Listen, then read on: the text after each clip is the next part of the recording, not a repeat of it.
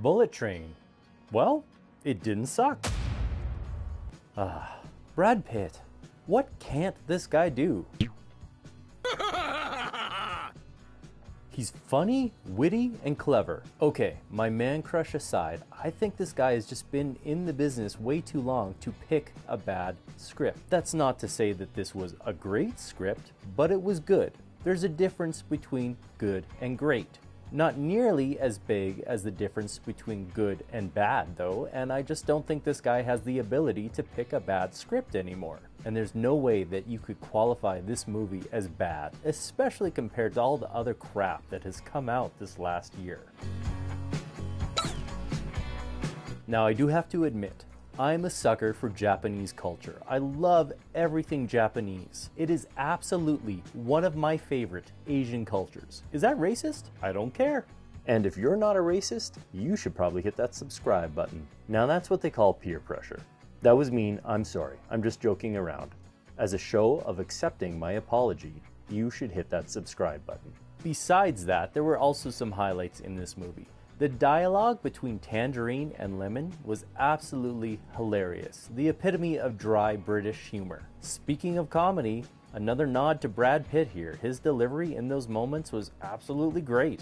Another thing going for this movie, not much wokeism. That's right. Granted, there were a few woke moments, but some of them had humor infused with them. You gotta be better prepared.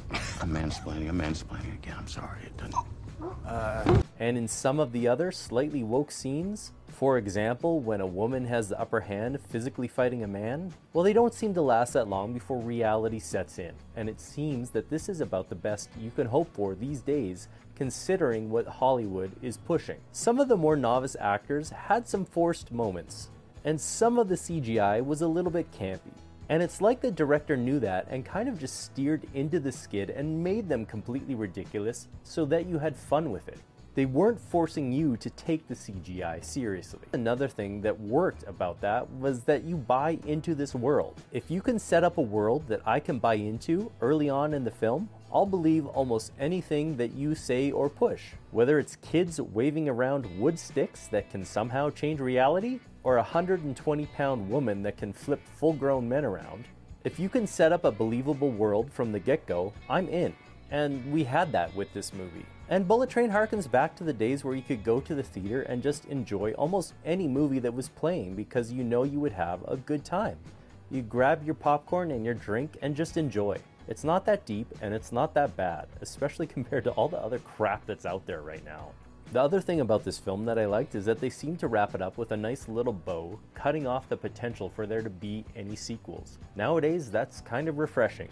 There's no way in hell this is Brad Pitt's best work, but I think he knew that going in. He just wanted to make a fun, enjoyable film that was good. That's what he, all the other cast, and all the people working on this film managed to do. Jill, off to you. What do you think? Thanks, Jack. I have to agree, Bullet Train is an action-packed, tight-paced, wild ride.